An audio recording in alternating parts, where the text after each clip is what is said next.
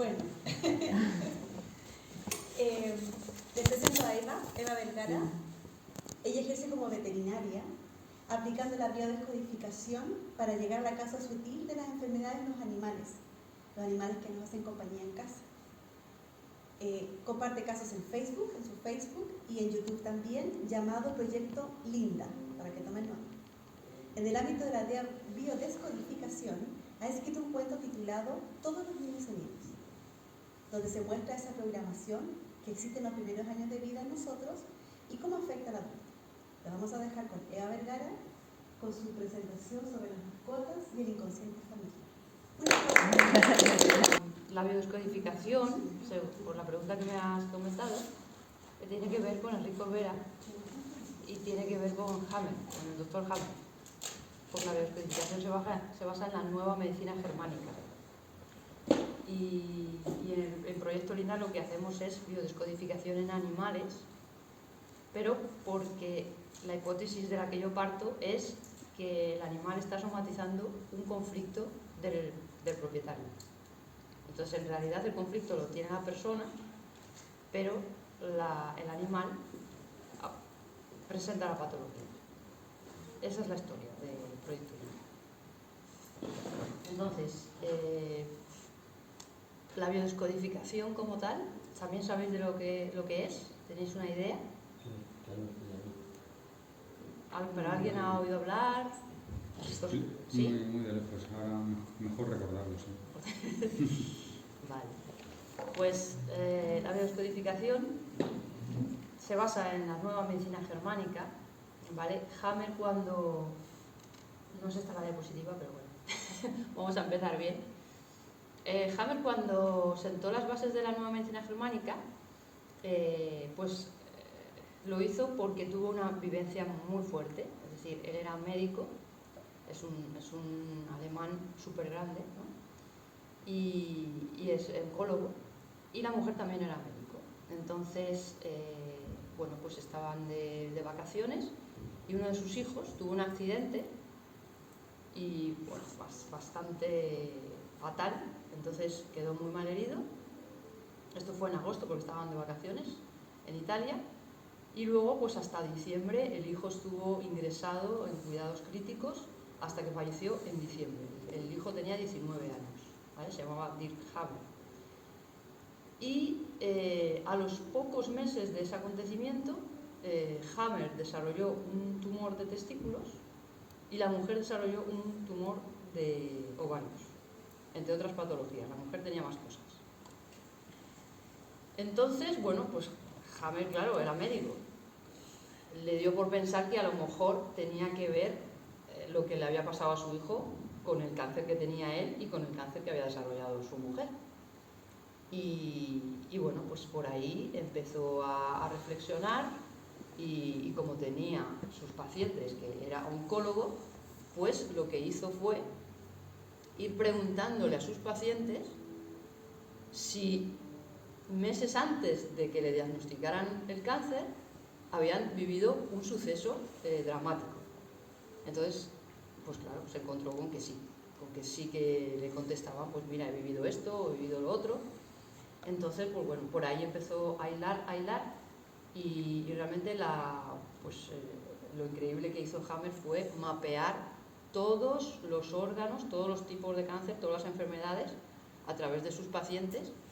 Y lo que hizo fue las tablas de la nueva medicina germánica, en donde, lo que hacía Hammer básicamente era, él tenía un diagnóstico de cáncer de mama, por ejemplo. Entonces le preguntaba a la persona qué es lo que había vivido, la persona le contaba el acontecimiento dramático y él, a la vez, como llevaba el expediente de sus pacientes y había escáneres, se dio cuenta de que cada cáncer tenía en el escáner del cerebro una diana, digámoslo así, era una zona donde se veían círculos concéntricos en una determinada parte del cerebro, y entonces logró corresponder el tipo de cáncer, la zona del cerebro donde impactaba y el conflicto asociado. Esto es lo brutal que hizo Hammer, ¿verdad? Entonces, mapeó todo lo que es el cerebro con los distintos conflictos que se fue encontrando, y entonces a partir de ese momento pues él ya sabía dónde buscar. En el momento que sabía que veía pues es un cáncer de hígado, ya iba a buscar en la zona donde se suponía que iba a estar el foco de Hammer en el cerebro, y le preguntaba por un acontecimiento que tenía que ver con carencia, por ejemplo, ¿no? Que el hígado tiene que ver con carencia, y entonces la persona pues decía, pues mira, me ha pasado esto, me ha pasado lo otro. Y así es como se establece lo que es la nueva medicina germánica. Luego lo presentó en la universidad de, no sé, es un nombre alemán, pero bueno, pues ya sabéis que en las universidades esto de las medicinas alternativas como que lo pararon, por supuesto, no dieron luz verde a eso, y nada. Y entonces la biodescodificación nace de la nueva medicina germánica, porque coge todas las tablas, coge todo lo que es la biología, y luego la biodescodificación añade lo que es el transgeneracional, que es todo el legado que aparece en la persona, o sea, todas las memorias celulares de los ancestros que la persona tiene y que programan de alguna manera todas sus acciones, sus pensamientos, y el proyecto y sentido, que también lo metió, que Hammer, por supuesto, no tiene nada que ver con esto porque es un médico y no, decía que el conflicto era el conflicto y se acabó. Y el proyecto y sentido, pues que coge lo que es las memorias de la gestación, cuando estamos en el vientre de nuestra madre, y luego las memorias de la infancia, de a lo mejor de 0 a 7 años, que es igualmente nosotros somos inconscientes, vivimos los acontecimientos sin poder gestionarlos a nivel mental o a nivel, pues no tenemos las herramientas, y quedan en el inconsciente. Entonces el proyecto y sentido es toda esa parte que engloba la gestación y la infancia. Y esas tres cosas son las que conforman la biodescodificación. Las jornadas hablaban de la dualidad. Yo tenía que meter la dualidad aquí en la biodescodificación con animales, y os he puesto esta diapositiva para que reflexionemos un poquito de que la dualidad sí que existe en este mundo, ¿no? Nosotros en el momento que encarnamos en este mundo ya somos una dualidad, porque nuestra parte sutil, que vete tú a saber de dónde viene, encarna en un cuerpo físico que tiene que ver con el planeta, porque está formado de carbono, de hidrógeno, de oxígeno, ¿no? Entonces tenemos esa parte sutil que sí que la sentimos, pero que no sabemos de dónde viene, que encarna en ese cuerpo físico. Ya está sentada la dualidad, es decir, nosotros somos una parte sutil y una parte material, ¿vale? Y cada una de las dos partes va a tirar por la perspectiva, es decir, el espíritu, o como queráis llamar a esa parte sutil nuestra, sabe que es eterno, sabe que es infinito, su perspectiva es pues muy sutil, ¿no? Mientras que la parte física está programada para la supervivencia, teme a la muerte, cosa que el espíritu no, y por tanto la incoherencia ya está servida. Tenemos esas dos partes y cada una tira para un sitio. Entonces, la dualidad como tal que somos, yo sinceramente creo que está descompensada. Es decir, en una moneda tenemos una cara y una cruz al 50%, tenemos en una pareja que va para crear una vida, necesitamos un hombre y una mujer, y tenemos un 50% de cada uno de ellos. En el yin y yang también hay un 50% de fuerzas femeninas, masculinas, que hacen girar todo este mundo, ¿no? Y la vida. Y luego, pues en el caso del día y la noche igualmente, es decir, todas las dualidades parece que están compensadas, excepto nosotros. Nosotros, si nos referimos al iceberg, que es por el típico símbolo de nuestra conciencia, sabemos que hay una parte que está sumergida en las aguas del inconsciente, y eso representa el 95% de nuestra psique, el 95%. Es decir, dualidad ninguna. Estamos completamente descompensados, porque si realmente tenemos un 5% de conciencia, ¿qué dualidad es esta? yo lo dejo ahí para que reflexionemos un poco, ¿no? Sobre todo porque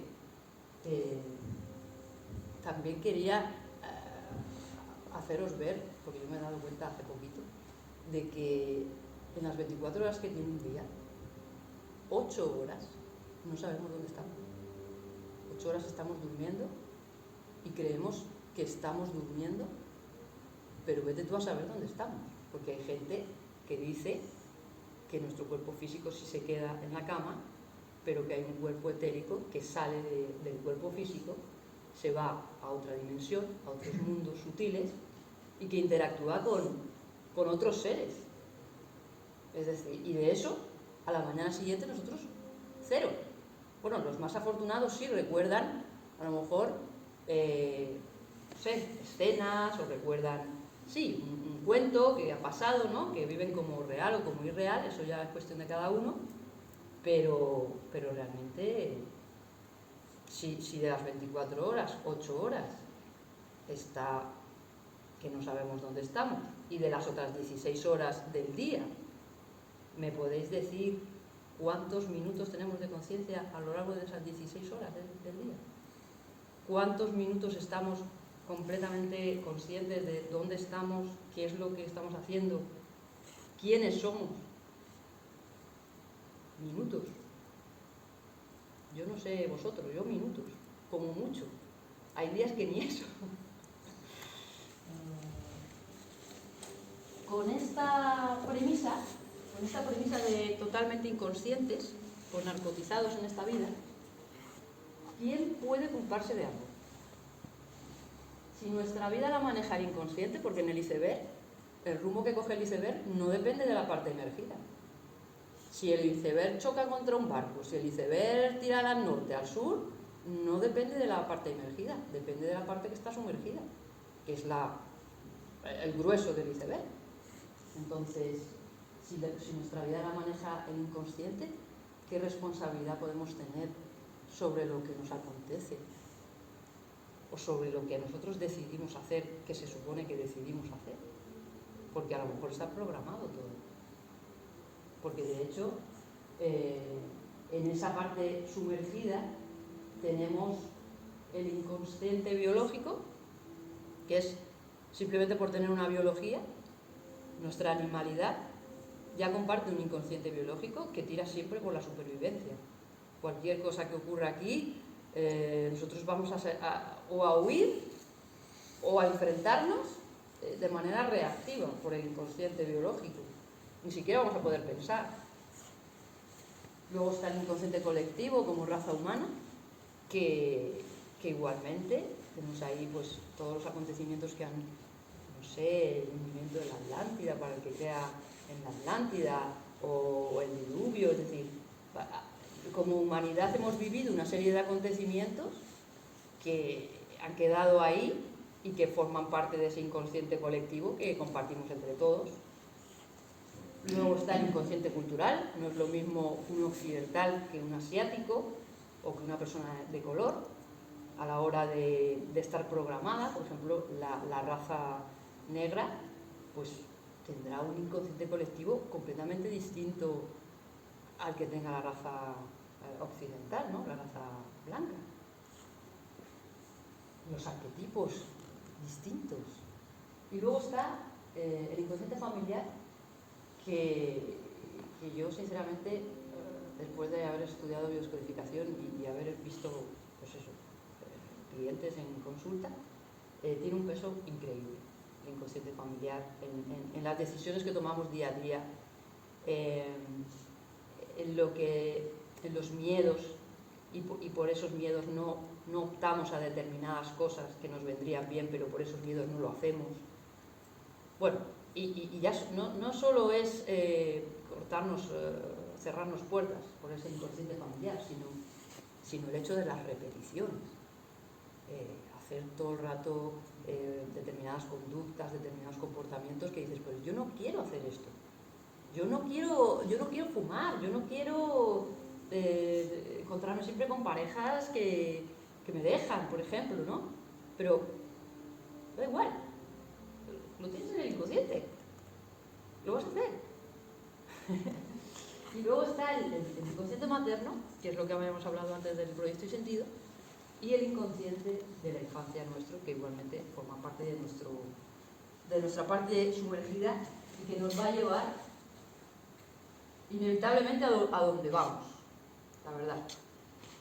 Entonces, vamos a dejar esta pregunta aquí en el aire y luego la vamos a retomar porque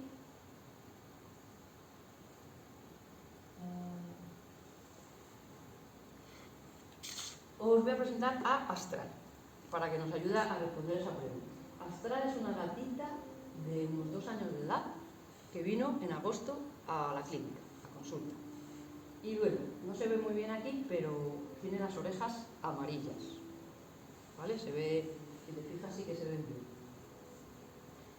Entonces, bueno, pues en principio lo que llama la atención son las orejas, que si no tuviera pelo, estaría toda amarilla, ¿vale? Es una ictericia severa, lo que presentaba la gatita. Había tenido algún vómito y lo que pasaba es que no tenía apetito. Por lo demás estaba más o menos bien. Entonces, esto que ocurre en la piel, que se pigmenta de amarillo, es simplemente un efecto de un problema de vías biliares. Es decir, cuando la bilis es la sustancia que se genera en el hígado, que se almacena en la vesícula biliar, y cuando los conductos hepáticos están inflamados, las vías biliares, y no se puede descargar esa secreción, lo que ocurre es que la bilirrubina pasa a sangre y tiñe la piel, porque los capilares pues están, o sea, la sangre es prácticamente de ese color, ¿no? Entonces, toda la piel, y sobre todo en las orejas, que los gatitos tienen muchos capilares, se ve como amarilla por la bilirrubina alta en sangre, ¿no? Entonces, me viene Astral así, y bueno, pues yo, claro, la inspecciono y la miramos, qué es lo que ha podido pasar, qué es lo que no. Y como la consulta es de veterinaria, pues evidentemente aquí igualmente la dualidad que de nuevo aparece, tenemos que tratar los síntomas, y la medicina clásica, pues claro, para ella la causa está o en un germen malévolo que te infecta y que se reproduce en tus células y que destruye todo lo que a su paso, o bien es un deterioro o un fallo del organismo. En este caso, pues estaría fallando lo que es el hígado, ¿vale? Los conductos biliares también, pero básicamente es un problema hepático. Y luego también, claro, como habíamos dicho, tenemos dos naturalezas, la física y la sutil, y la medicina alternativa baraja esa posibilidad y por tanto busca la causa en esa energía que somos, o bien busca también causas kármicas o causas emocionales, y por tanto tiene otra perspectiva, ¿no? Entonces, en biodescodificación en animales, en Proyecto Linda, lo que hacemos es irnos hacia la causa sutil, porque ahí, bueno, tratamos por supuesto la causa física, pero claro, tratar la causa física y apagar el síntoma es como que te están dando un mensaje y tú no lo quieres escuchar. Entonces, si a ti te duele algo y te tomas un analgésico y desaparece el dolor, pues el mensaje que hay detrás de ese dolor no lo vas a escuchar. Entonces, está muy bien tomarse el analgésico, pero no obvies el mensaje. En el caso de Astral, bueno, esto ya os lo he contado un poquito, lo que Hammer hizo, mapeó el cerebro, y que era lo que habíamos comentado, de órgano, cerebro y conflicto, enunció las 5 leyes biológicas de la medicina germánica, y la primera ley dice que toda enfermedad es precedida por un DHS, que es un síndrome de Dirkhammer, en honor a su hijo, se lo puso así, pero vamos, que el DHS es como un conflicto, ¿vale? El suceso dramático que precede a la sintomatología, ¿vale? Esa es la primera parte de la ley, Y luego dice que impacta simultáneamente en la psique, en el cerebro y en el órgano. En el ejemplo os he puesto un ejemplo para verlo de manera como ocurre desde el DHS. El DHS de preocupación en el nido, que lo llamó Hammer, es una situación tal que una madre, por ejemplo, tiene un hijo, un adolescente, y pues bueno, el chico pues no es buen estudiante, saca o suspende los exámenes y tiene malas compañías, cosas así, ¿no? Que bueno, pueden preocupar, pero no tanto. Entonces estamos en ese marco y de repente a la madre le llaman, recibe una llamada de la policía que le dice que su hijo está detenido, ¿vale? En ese momento se puede producir un DHS, no tiene por qué ocurrir siempre, pero depende de la persona, depende de las circunstancias. Si vamos a poner en este caso que sí ocurre, la madre recibe la llamada de la policía, le dice que su hijo está detenido y en ese momento se impacta en la psique, la madre empieza, bueno, ya sabéis cuando recibimos así una cosa así fuerte, ¿no? Como que empiezan a subirnos los y no vemos ya nada más y todos los pensamientos es, ay madre mía, pues no sé qué voy a hacer o es culpa mía, que tendemos siempre a culparnos, ¿no? ¿Qué voy a hacer con este hijo? O le habrá pasado algo y todo el rato la psique es una retahíla de pensamientos tendentes a intentar solucionar este conflicto. Claro, no va a pensar en otra cosa, no va a pensar me voy a ir de fiesta o me voy a ir de vacaciones, no, es todo el rato mi hijo, ¿vale? Como el DHS se va a impactar simultáneamente en el cerebro, en este caso de conflicto de preocupación en el nido, se va a impactar una zona muy concreta que es el cerebro. Y el órgano que va a afectarse igualmente corresponde a ese conflicto y a esa zona del cerebro, es la glándula mamaria. Entonces, ¿qué va a ocurrir en la glándula mamaria? Que se va a dar la orden de multiplicación celular, simplemente por el impacto, es decir, el inconsciente recibe el DHS, el simpático, el sistema nervioso simpático se dispara y empiezan a ocurrir y empiezan a mandarse una serie de órdenes en la biología y una de ellas es multiplicar las células de la glándula mamaria. ¿Para qué? Esto tiene una lógica que se llama la lógica biológica, porque el conflicto es preocupación en el nido, es preocupación por la cría.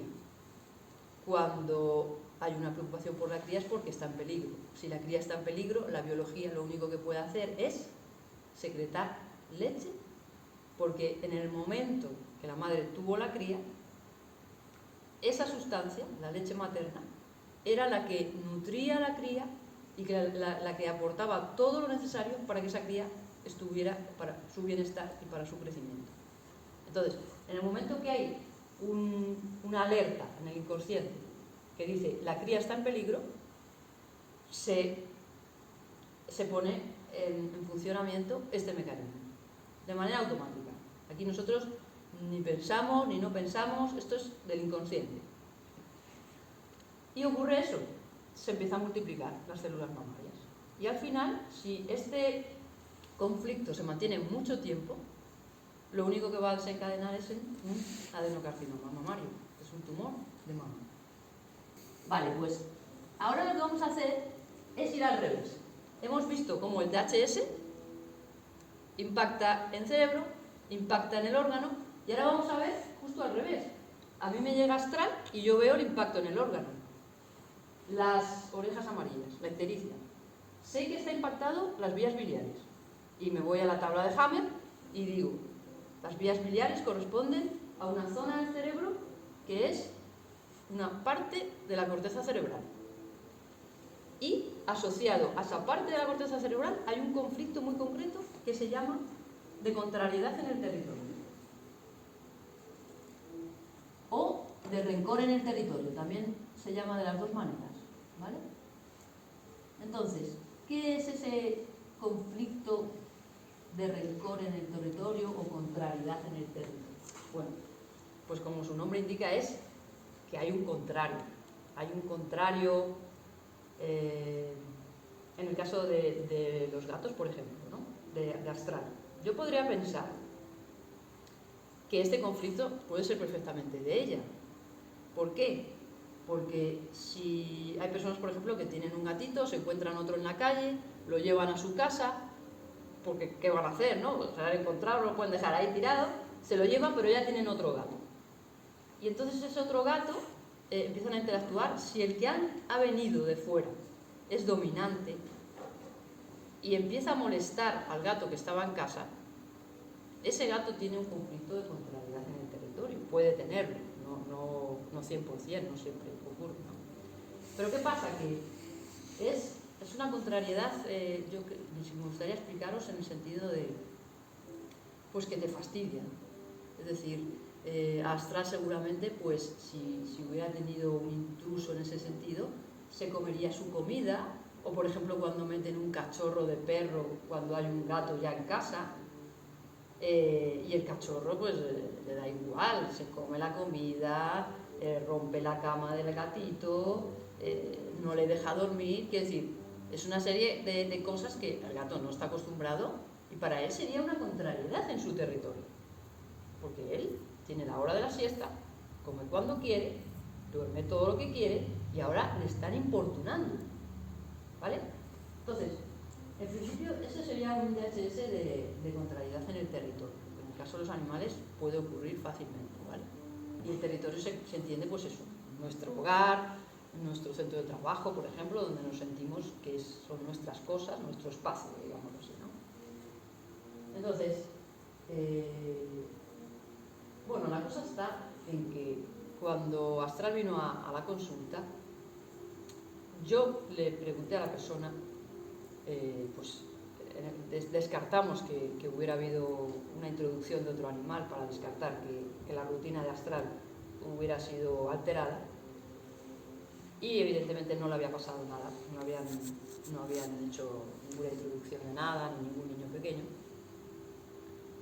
Y le pregunté a la persona qué ha pasado en casa que ha generado tanto rencor, tanto resentimiento. Y la persona se echó a llorar. Yo solo le pregunté eso. Y la persona se echó a llorar porque detrás de esa pregunta había una historia, había un conflicto, ¿vale? Entonces, bueno, pues me contó que había sido 1 año y medio tremendo para ellos, para su familia, porque la hija que tenía 2 hijos, y la hija mayor pues había traído a su novio tal que un día, y ese novio se había tirado meses en su casa, pero en el sentido de, pues eso, de un poco como haciéndose el dueño del territorio, ¿vale? Porque ella, palabras textuales, cito de que me contó, pues el chico se paseaba en calzoncillos por su casa, le abría la nevera, estaba todo el rato enfrentándola con su hija, porque con ella no se peleaba ni discutía ni nada, pero era a través de su hija que le enfrentaba, y con ella, con su hija, sí que tenían discusiones, la madre y la hija, ¿vale? Entonces, esta situación duró 1 año y medio. Es tiempo más que suficiente como para que se genere una multiplicación celular, una inflamación de vías biliares y de todo lo que se pueda dar, ¿vale?, en una biología. El conflicto lo vivió la persona, porque ya hemos descartado que no ha habido ningún conflicto en el animal. ¿Por qué se somatizó en el cuerpo del animal? ¿Alguna idea? Los gatos captan las energías. Puede ser que absorbió la energía de la mente de la persona de la casa y eso le queda. ¿Y cuando es un perro? Yo creo, los gatos hablo porque lo tengo, pero creo que los animales en sí, cuando hay un contacto muy directo, creo que perciben. ¿Pero perciben hasta el punto de somatizar algo que no les pertenece? Para mí sí, yo lo he vivido. ¿Tú lo has vivido? Cuéntanos.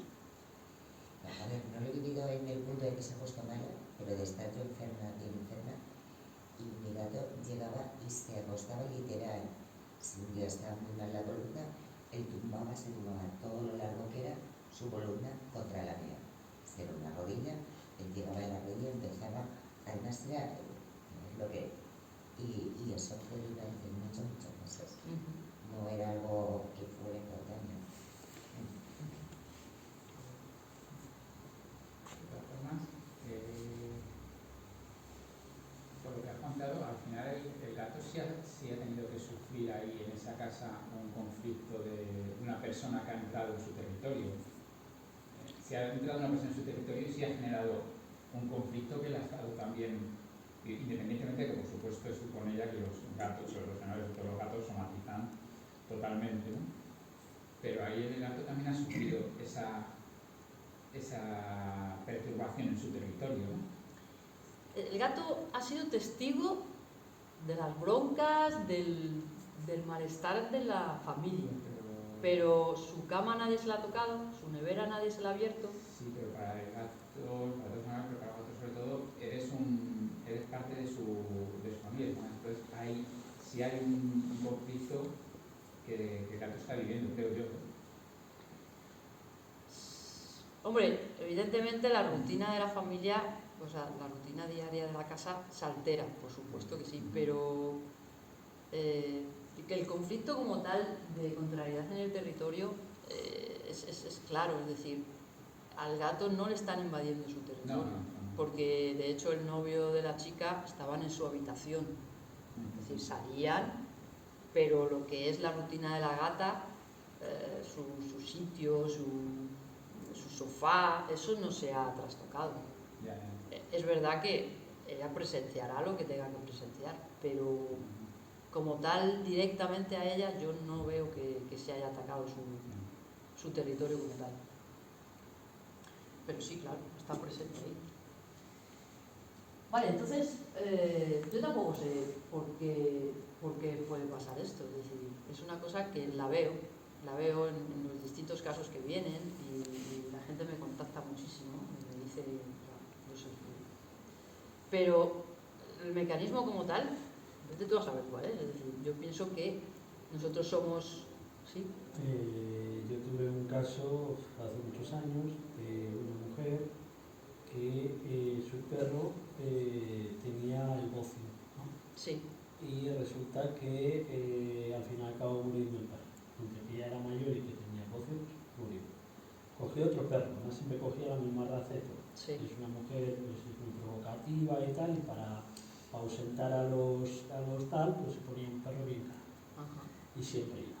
Y tuvo un segundo perro y tuvo también bocio y murió de bocio. Tuvo un tercer perro, ya tenía inicios de bocio, y ya es cuando yo la dije, ¿no se da usted cuenta de algo? Y me puse a hablar con ella y se quedó asustada de todo lo que le dije.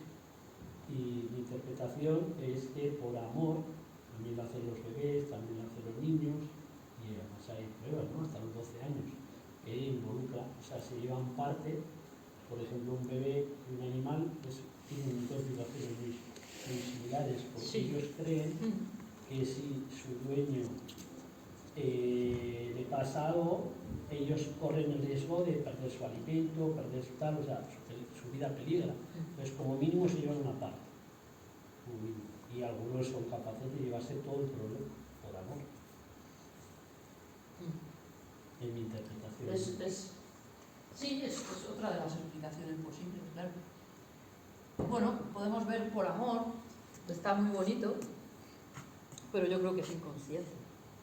Es decir, conscientemente un niño no dice, ay, por amor, como veo mi madre está súper... Además estamos hablando de niños, de bebés. Es decir, por amor consciente, no.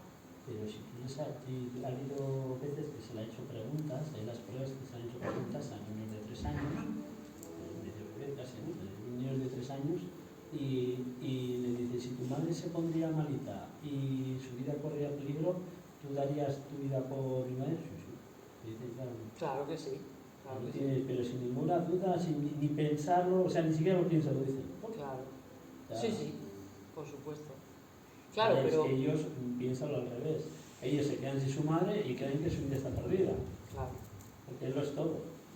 Sí, pero yo veo ahí más un inconsciente biológico, tal Sí. cual, es decir, de pura supervivencia. Si la madre tiene más opciones de sobrevivir y de generar otra cría, pues yo lo cojo, la madre que sobreviva, eso es lo que tú quieres decir, ¿verdad? La madre que sobreviva y si tiene otra cría, pues ya se vuelve otra vez a... Pero es más el inconsciente biológico de supervivencia, Sí. más que... Pero bueno, Pero es el amor también. también es muy bonito decirlo, claro. El amor incondicional es que, igual que una madre dice, oye, si le iban a pegar un tiro a tu hijo, te pondrías en medio. Claro. Sin duda, algunas lo dicen y lo sienten y tal, otras se va a sorpresa. Pero hay otras que le sale su instinto, Sí, sí. o lo que sea, porque su hijo es, ella tiene que morir antes que muera su hijo, porque tiene ahí en la cabeza eso y no se lo quitas. Sí. Hay un instinto. De hecho, muchas veces se pierde una madre a su hija y no lo supera. Sí. Y ese campo donde los pensamientos y las emociones tienen una realidad, porque son energía de alguna manera, ¿no? Pero que no se ven, y ese campo debe ser pues grande y los animales están incluidos en ese campo muchas veces, ¿no? Porque como que duermen junto con nosotros, están todo el día pegados y llega un momento que nuestro campo invade un poco el campo suyo. Y de alguna manera, si nosotros hemos tenido un conflicto de ese tipo y estamos con la psique alterada y todas las emociones alteradas, al final la energía puede descender y descargar en ese cuerpo, que no es el nuestro, pero ahí está. Vale, pues entonces ya pasamos a lo que es las soluciones. Eso en veterinaria no te enseña nada de todo eso. No, las soluciones de Y si veterinaria te son... atreves a comentar algo, te llevan al manicomio enseguida, ¿no? O te dicen, bueno, te tachan de loca. Vamos. Claro, entonces, bueno, la solución en la medicina clásica, evidentemente, pues es apoyar los síntomas con farmacología. Y la solución en biodescodificación es solucionar el conflicto. Es decir, una vez que se ha solucionado el conflicto, la biología no tiene por qué seguir multiplicando esas células, no tiene por qué seguir, decir, en el caso del conflicto del tumor de mama, cuando el hijo está a salvo, ya no necesita seguir multiplicando las células de la glándula mamaria. Se corta de manera automática, el simpático pasa a parasimpático y se corta la orden de multiplicación. En el caso del conflicto de contrariedad en el territorio, si hubiera sido por introducir otro animal en casa o un cachorro o lo que sea, pues simplemente es valorar que o llevarte al gato o llevarte al perro que la está molestando o intentar encontrar las condiciones para que no se molestaran ninguno de los dos, ¿no? Para que ya pudiera vivir de manera normal. Y en el caso de las personas, pues va a depender, claro, del conflicto que tengamos. En el caso del conflicto de nido, en el momento que, bueno, pues que llevara terapia al niño, si necesitaba un psicólogo el niño, o sacarle de ese colegio, o vete tú a saber las soluciones que puedes encontrar, o que una madre puede encontrar para solucionar el problema con su hijo. Puede llegar hasta, ¿cómo se dice?, remover un Roma con Santiago o algo así, ¿no? Y en el momento que la biología percibe que está a salvo el niño, se acabó. En el caso de, por ejemplo, hay un conflicto muy típico en personas mayores que es el conflicto de abandono, ¿vale? Se genera pues, una retención de líquidos porque se afectan los túbulos colectores del riñón, y todas las patologías de los ancianos, cuando los metemos en una residencia, se agravan por este conflicto. Y la solución que tiene este conflicto es que el anciano se sienta acompañado. Es la solución, porque el conflicto es de abandono. ¿Vale? Y en el caso, por ejemplo, de conflictos de territorio, de cistitis, que hay muchas mujeres que vienen con la perrita con cistitis y ellas tienen cistitis. Y es un conflicto de marcaje de territorio o de organización en el territorio. Entonces, ¿cuál es la solución? La solución es que la persona aprenda a poner límites. Porque si ellas están teniendo un conflicto, por ejemplo, en el trabajo, en donde se están inmiscuyendo en sus quehaceres o le están diciendo cómo tiene que hacer una cosa, cómo tiene que hacer la otra, y ella lo vive como en conflicto, lo único que tiene que hacer es poner los límites a esa persona que la está invadiendo su territorio. Y ya está. En el momento que ocurra eso, la cistitis se para. Vale, pues como os habéis portado muy bien, y no os habéis dormido después de comer, vamos a ir terminando. Vale, pues las sesiones de biodescodificación en animales, yo lo que necesito plantear es, lo primero, un diagnóstico veterinario, porque con el diagnóstico veterinario yo sé qué órgano, qué tejido está afectado. Y en el momento que sé qué tejido está afectado, sé qué conflicto es. Como hemos visto, no es lo mismo las vías biliares que la mama, que la piel, por ejemplo, ¿vale? Y con el conflicto veterinario encontramos el conflicto y entonces preguntamos a la persona, oye, ¿has vivido esto? Y entonces ya la persona encuentra el problema que tiene, que a lo mejor lo está sobrellevando o lleva años sobrellevándolo y no se da cuenta de hasta qué punto le puede estar afectando hasta que no lo ve somatizado en su animal. Y en el momento que ve que el animal está enfermo dice, oh, loba, pues sí que tengo un problema, ¿no? Bueno, en segundo lugar, el proyecto y sentido, que lo que hemos dicho es que eran las memorias de cuando estábamos uterinas, cuando estamos en el vientre de la madre, y las memorias de la infancia nuestra, ¿vale? Ahí lo que vamos a ver es la programación infantil, ¿vale? Ahí son pues eso, muchos miedos, muchas cosas que se ven en las personas adultas que dicen, pues, yo tengo miedo, pero no sé de dónde me viene, siempre lo he tenido, o miedo al agua, o miedo a los pájaros, y no sabes de qué, y es simplemente una impronta o una programación que se ha grabado en ese periodo de tu vida, ¿no? Y bueno, eso hace referencia al libro que ha comentado la que me ha presentado, que he escrito. Es un cuento, un pequeño cuento en ese sentido, ¿no? De cómo se van programando los niños, cómo los padres les vamos diciendo, es que eres muy bruto, es que no vas a hacer nada en tu vida, es que fulanito sí, pero tú... Y el niño va quedando ahí ese remanso y luego ya cuando crece, pues él mismo, su propio inconsciente se cierra las puertas porque como es bruto o es mal estudiante o es, pues no va a poder llegar a ningún sitio o la niña que le dicen que es fea y se lo cree y a lo mejor es guapísima, pero como ya se lo han grabado, pues ya no se ve como una guapa, ¿no? Y el árbol genealógico da una información tremenda. Yo la verdad es que os animo a todos a hacer ese trabajo de investigación porque además de ser una cosa muy, muy bonita, te enteras de cosas que jamás hubieras podido pensar que te vienen de ahí las memorias. O sea, es tremendo. No sé si alguno se ha interesado. ¿Sí? ¿Has hecho trabajo de investigación? Sí. ¿Y qué tal?